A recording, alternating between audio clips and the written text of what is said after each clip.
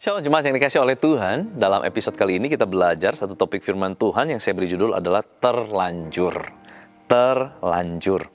2 Tawarik pasal 8 ayat 11 dalam terjemahan baru dikatakan, dan Salomo memindahkan anak Firaun dari kota Daud ke rumah yang didirikannya baginya, karena katanya, perhatikan ini, tidak boleh seorang istriku tinggal dalam istana Daud Raja Israel, karena tempat-tempat yang telah dimasuki tabut Tuhan adalah kudus. Saudara, menarik sekali waktu saya baca ini, kenapa harus si istrinya ini yang adalah anak Firaun itu dipindahkan? Salomo tadi bilang karena tempat yang dilalui oleh tabut itu kudus. Padahal kalau kita lihat, istri-istri Daud juga kan tinggal di situ. So what is the problem? Masalahnya di mana? Bukan soal masalah ada orang yang menghuninya kan. Tetapi karena sebetulnya masalahnya ada di mana? Di istrinya. Yang notabene adalah keturunan Mesir. Tuhan jelas berfirman, orang Israel nggak boleh kawin campur. Dan pesan firman Tuhan itu tidak berubah pada zaman Salomo. Tetapi kita tahu justru Salomo mempersunting istri yaitu anak Firaun. Mungkin ini ada hubungan dengan hubungan politik. Dengan dia mempersunting anak dari istrinya adalah anak Firaun, ini mempermudah dia aksesnya, kekuatan perangnya. Di mana pada saat itu Mesir salah satu menjadi pusat peradaban dunia. Jadi ini jelas ada faktor politik yang memang Salomo lakukan. Tetapi justru sebetulnya Salomo tahu bahwa istrinya itu akan menjadi sumber masalah, sumber ketidakkudusan. Nah kalau gitu kenapa nggak disudahi saja? Ceraiin saja. Pada zaman itu kan lumrah seorang raja banyak istrinya. Dan kenapa juga harus ambil istri itu? Mungkin jawabannya, pertimbangannya adalah kata ini saudara, terlanjur. Bis mau gimana? Kalau lagi harus dibikin jawabannya begini, begitu, harus disudahi. Nanti pertimbangannya ini. Mungkin banyak pertimbangan. Banyak nanti yang akan menjadi wacana-wacana berikutnya harus bagaimana. Mungkin dengan kata ini, terlanjur. Habis gimana? Udah terlanjur basah, udah terlanjur dosa, udah terlanjur salah. Udah aja lah. Nah saudara, kita perlu hati-hati.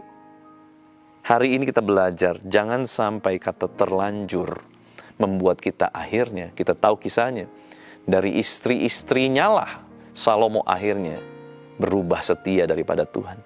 Dia meninggalkan Tuhan Allah Israel karena istri-istrinya.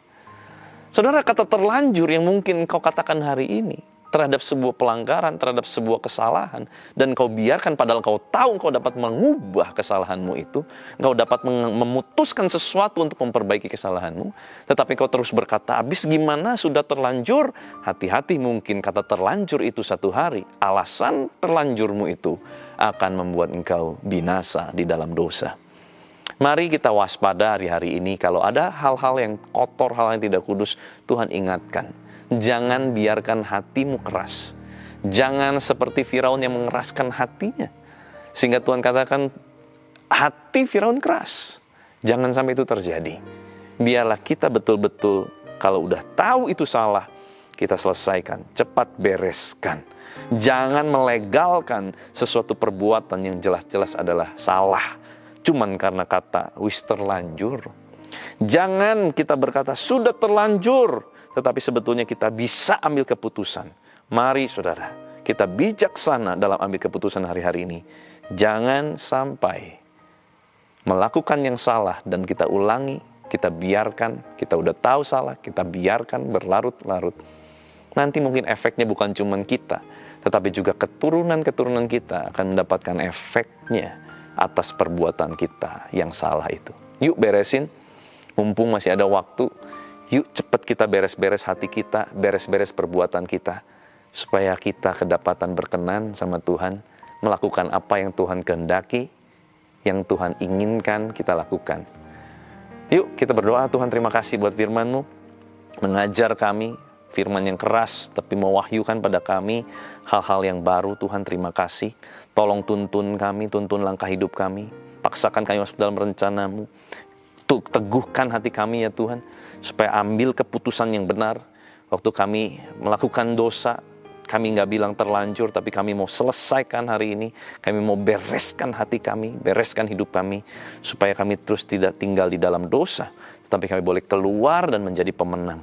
Terima kasih Tuhan, berkati anak-anak-Mu sepanjang hari ini. Apapun yang mereka kerjakan, kiranya Engkau yang menjadikan mereka berhasil. Dan kiranya tangan kemurahan Tuhan terus menyertai kami. Berikan kami kesehatan, berikan kami penyertaan, berikan kami pengharapan. Berikan kami Tuhan pewahyuan, pengurapan yang terus baru. Untuk kami boleh terus berjalan sesuai dengan kehendak Tuhan.